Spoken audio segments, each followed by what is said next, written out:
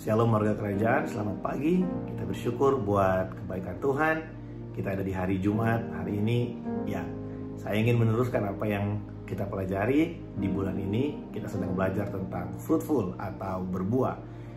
Saudara, ada ayat yang sangat terkenal sekali dari Perjanjian Lama, yaitu dari Mazmur pasal yang pertama, ayat yang pertama sampai dengan ayat yang ketiga. Nah, saudara bisa melihat di layar saudara masing-masing ya. Sana dikatakan, berbahagialah orang yang tidak menuruti nasihat orang fasik, yang kesukaannya ialah Taurat Tuhan dan merenungkan Taurat itu siang dan malam. Mereka seperti pohon yang ditanam di tepi aliran air, yang menghasilkan buahnya pada musimnya, apa saja yang diperbuatnya berhasil. Saudara, berbicara tentang berbuah, pemazmur berkata, ya, Raja Daud mendapatkan satu pewahyuan dan dia menulis hal ini. Kalau kita mau berbuah, renungkan firman Tuhan. Kalau kita mau berbuah, mari tanam diri kita di tepi aliran air, di dekat dengan sumber. Air berbicara tentang kehidupan, dan kita ketahui bersama bahwa Yesuslah sumber kehidupan kita. Satu kali Yesus berjumpa dengan perempuan Samaria dan Yesus berkata, kalau kamu mengambil air dari tempat ini, kamu akan haus lagi. Tapi kalau kamu minum dari perkataan Tuhan, kamu tidak akan pernah haus lagi. Bahkan perkataan Tuhan itu akan menjadi seperti mata air dalam kehidupan kita.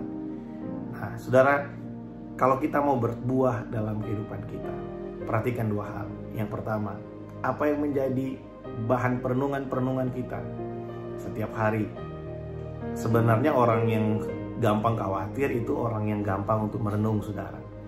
Orang yang gampang khawatir itu mereka adalah orang-orang yang suka merenungkan ketakutan mereka. Orang yang gampang khawatir adalah orang yang suka merenungkan sesuatu yang buruk yang belum terjadi, atau membayangkan sesuatu yang belum terjadi secara berlebihan dan akhirnya membuat mereka menjadi khawatir. Itu dimulai dari merenungkan. Kalau kita mau kehidupan kita berbuah, mari ganti bahan perenungan kita. Mari renungkan apa yang Tuhan janjikan bagi kita. Mari renungkan apa yang sudah Yesus lakukan bagi saya dan saudara. Mari renungkan korban Kristus di kayu salib. Mari renungkan apa yang sudah Dia lakukan bagi setiap kita. Karena kalau kita ganti perenungan kita, itu kita akan mendapatkan sesuatu yang jauh berbeda, saudara. Oleh sebab itu, saya mengajak setiap kita. Yang pertama, mari ganti bahan perenungan. Mungkin selama ini ya kita merenungkan sesuatu yang salah. Bukan berarti kita tidak memiliki plan atau kita tidak memiliki jaga-jaga untuk sesuatu yang akan terjadi. Kita bisa, misalnya di masa-masa pandemi ini, ya, kita ketahui bersama bahwa semua sektor sedang terkena dampak dari COVID-19. Kita boleh punya plan. Kita tahu ada yang namanya manajemen resiko. Kita tahu bahwa mungkin kalau keadaan terus seperti ini 6 bulan ke depan, mungkin perusahaan kita, tempat kita bekerja, apa yang sedang kita usahakan, keluarga kita bisa lihat dari cash flow kita, kayaknya ke depan ini kalau tidak terjadi sesuatu perubahan, maka akan terjadi sesuatu yang lebih buruk. Hal-hal seperti itu bisa untuk kita bicarakan. Tapi apakah itu menjadi bahan perenungan kita sehingga kita menjadi orang yang khawatir? Bagaimana ketika kita selesai membahas hal itu tentang apa yang akan terjadi 6 bulan ke depan, setahun ke depan. Kemudian setelah itu kita merenungkan apa yang Yesus telah kerjakan bagi kita. Dia berkata, ketika kamu sepakat meminta, maka Bapa akan memberikan apa yang kamu doakan. Dia berkata bahwa manusia hidup bukan dari roti saja, tapi dari setiap firman yang keluar dari mulut Allah.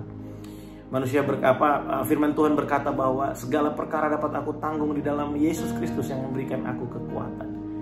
Saudara, mengganti bahan perenungan itu akan membuat kehidupan kita berbuah. Kalau dulu buah dari kehidupan kita adalah ketakutan, kekhawatiran, maka ketika kita mengganti bahan perenungan kita, buah yang keluar adalah keberanian untuk melangkah, satu rasa optimis, rasa tenang untuk melangkah karena kita tahu bahwa Allah turut bekerja dalam segala sesuatu.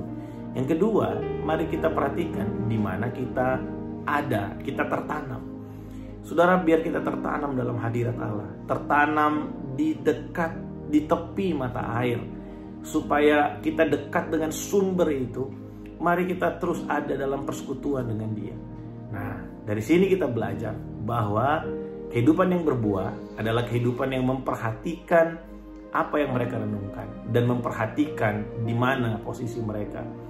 Ada banyak orang yang di masa-masa ini ibadah online, ya yang penting kita udah nonton lah, yang penting kita join lah Zoom-nya. Saya mau kasih tahu saudara, kalau kita menganggap semua itu hanya sambil lalu seperti itu, ya kita juga tidak bisa berharap sesuatu yang besar akan terjadi. Karena kita sendiri meremehkan atau menganggap tidak penting persekutuan dengan Tuhan.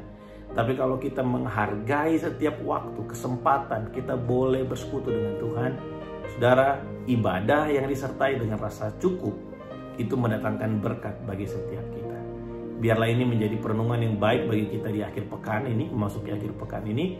Saya mengingatkan buat saudara, besok ada ibadah doa puasa, dan hari Minggu kita ada di ibadah raya yang pertama di bulan September. Mari kita siapkan hidup kita untuk kita diberkati sama-sama oleh kebenaran firman Tuhan dan persekutuan dengan tubuh Kristus, tubuh dan darah Yesus. Tuhan Yesus memberkati setiap kita. Shalom.